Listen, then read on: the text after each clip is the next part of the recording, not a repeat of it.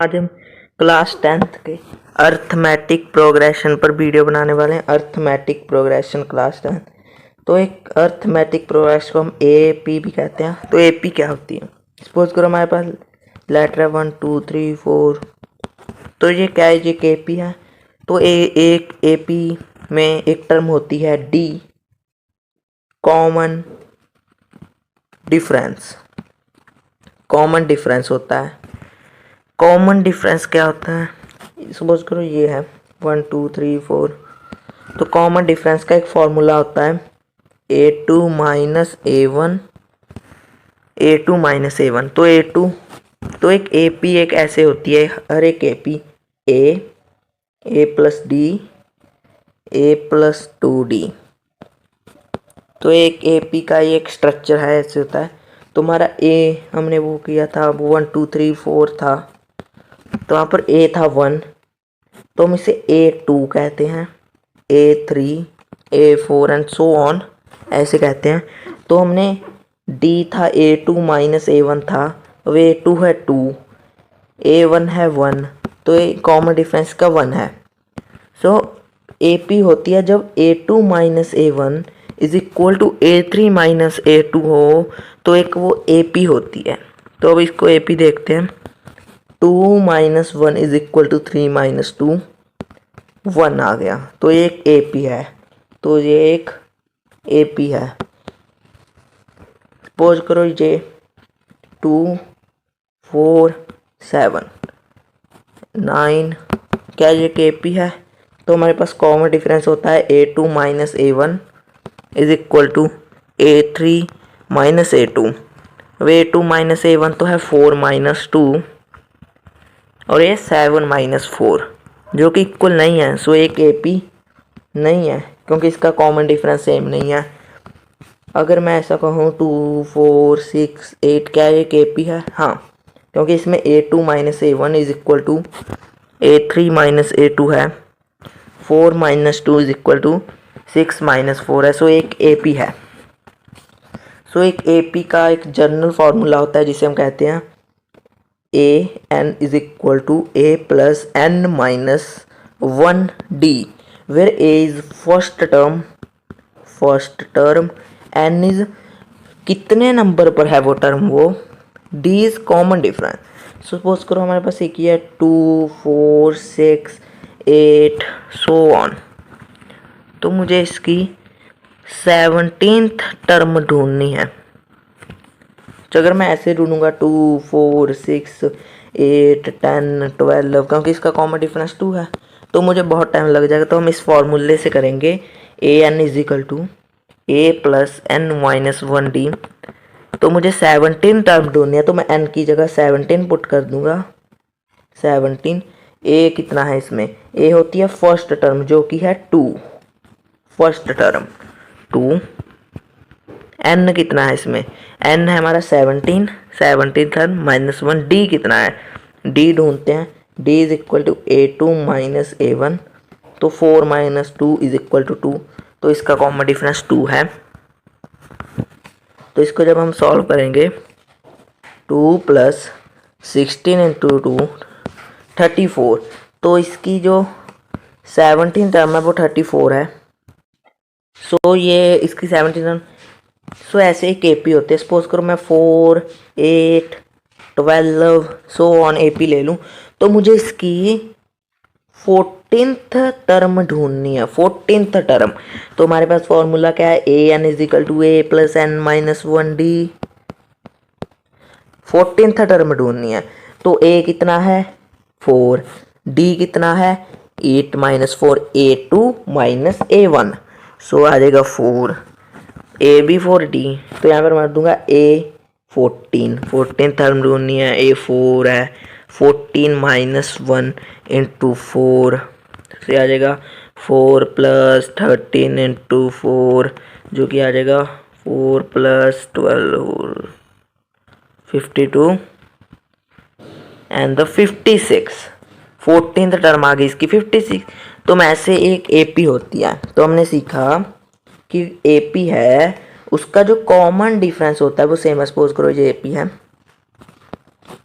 तो इसका 4 2 minus common difference होता है वो सेम होता है। अगर किसी एपी का कॉमन डिफरेंस सेम नहीं है तो वो एपी नहीं है। अगर किसी सीरीज का कॉमन डिफरेंस सेम नहीं है तो वो एपी नहीं हो सकती। अगर उसका कॉमन डिफरेंस सेम है तो इसे एपी एपी है। तो मैंने एपी का फॉर्मूला बताया, A plus N minus 1 into D, ये एपी का फॉर्मूला बताया था। तो अब एक क्वेश्चन करते हैं। हमारे पास एक एपी है, सपोज करो 2 5 एंड सो ऑन, जिसका कॉमन डिफरेंस 3 है। 8 लगा देते हैं, कॉमन डिफरेंस 3 है। सो फर्स्ट टर्म इसकी 2 हो गई, फर्स्ट टर्म 2। तो मुझे 12th टर्म ढूंढनी है। 12th टर्म कैसे ढूंढेंगे? A12 is equal to 2 plus 12 minus 1 3। So ये बन गया 35। 35 हमारा आंसर आ गया। तो ऐसे हम ढूंढ सकते हैं। तो मैं एक ट्रिक देता हूँ। अगर जो एपी है वो किसी का टेबल है, जैसे 2 का टेबल चल रहा है, तो मैं उसकी 14th टर्म ढूंढनी है, तो मैं उसको 14 से मल्टीप्लाई कर दूंगा, वो मेरी टर्म हो जाएगी। अगर वो 4 का टेबल है, 4 8 12, तो मुझे इसकी 7 टर्म ढूंढनी है, तो मैं 7 को 4 से मल्टीप्लाई कर दूंगा या हमें आंसर मिल जाएगा। ये ट्रिक तभी वैलिड है जब जो एपी है वो एक टेबल है। 1 का टेबल, 2 का टेबल, 3 का टेबल, 4 का टेबल, 5 का टेबल, ये इन पर वैलिड नहीं है। जैसे 4 6 8 ये कोई टेबल नहीं है, इस पर वैलिड नहीं हो सकती। सो ये क्वेश्चन है हमारे पास कि अगर 17 टर्म 2 4 6 है, 17 टर्म 246 है, जो फर्स्ट टर्म है वो 6 है, हमें इसका कॉमन डिफरेंस ढूंढना है। अब इसका कॉमन डिफरेंस हम कैसे ढूंढेंगे? तो हमारे पास एक फॉर्मूला होता है A N plus is equal to A plus N minus 1 का डी। तो हमें ए एन की वैल्यू 246 दिया है, ए एन की वैल्यू 246 दिया है, ए एन की वैल्यू 246 दिया है, 246, और ए हमें 6 दिया है, एन है 7 17 और डी। तो हमें अबे 6 इधर आकर माइनस का हो जाएगा, प्लस का है इधर आकर माइनस का, तो बन जाएगा 240 इज इक्वल टू 16 डी। अबे 16 इधर आकर डिवाइड का हो जाएगा, divide is equal to D. तो 240 अपॉन में 16 आ गया हमारा, डी इज इक्वल टू हमारा 15 आ गया, 15 है डी। क्या ये ठीक है? चलो इसको देखते हैं। ए एन इज इक्वल टू, ए था हमारा 6, 17 टर्म दी थी, 17 टर्म 15, तो ये 6 प्लस 16 इंटू 15 हमारा 246 ही आएगा। मीन्स डी हमारा सही आया है। ये हमको एक चेक है कि आप देख सकते हो कि हमारा आंसर सही है गलत। तो एक एपी है, मैं देखो हमने पहले पढ़ा कि एपी की बनतर A plus D plus A plus 2d so on. Suppose करो A1 है D2 है, तो एपी कैसी होगी? A1 1 plus 2 1 plus 4 so on. So AP होगी 1 3 5, ऐसे होगी एपी। अगर आपको कोई 17 टर्म ढूंढनी है, A प्लस 16d भी लगा सकते हैं। 10th टर्म ढूंढनी है, A प्लस 9d, ऐसे भी हम कर सकते हैं। अगर वैसे हम ऐसे करते हैं 10 माइनस 1d, ए एन के फॉर्मूले से 9 ही बन जाएगा, ऐसे होता है। सो ये था, तो ये थे हमारे एपी। हमें देखा एपी क्या होती है। सो सपोज करो हमें दिया है, हाँ सो हमें क्वेश्चन कर रहे हैं, हमें एक एपी दिया है जिसका फर्स्ट टर्म है 3, जिसका कॉमन डिफरेंस है 5। फर्स्ट टर्म है 3, कॉमन डिफरेंस है 5। तो उन्होंने पूछ लिया क्या 150 इस एपी की टर्म है?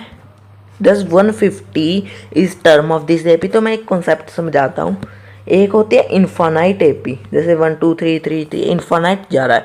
एक होती है फाइनाइट एपी, जैसे 1 5 9 ये किसी लिमिट पर ख़त्म हो जाए।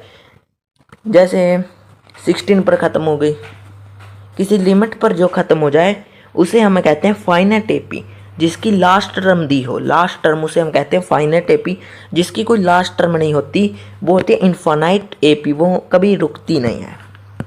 सो इन्होंने पूछा है कि ए हमें 3 दिया है, डी हमें 5 दिया है, क्या 150 इसकी टर्म है?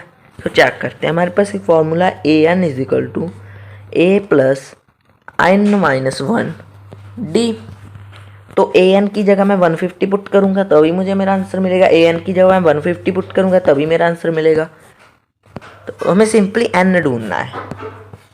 150 इज इक्वल टू ए है 3, n माइनस 1, कॉमन डिफरेंस है 5, ये इधर आकर माइनस का बन जाएगा। कितना आ जाएगा? 147, 147, 147। 5 इधर आकर डिवाइड का बन जाएगा, 5 इधर आकर divide is equal to n minus 1।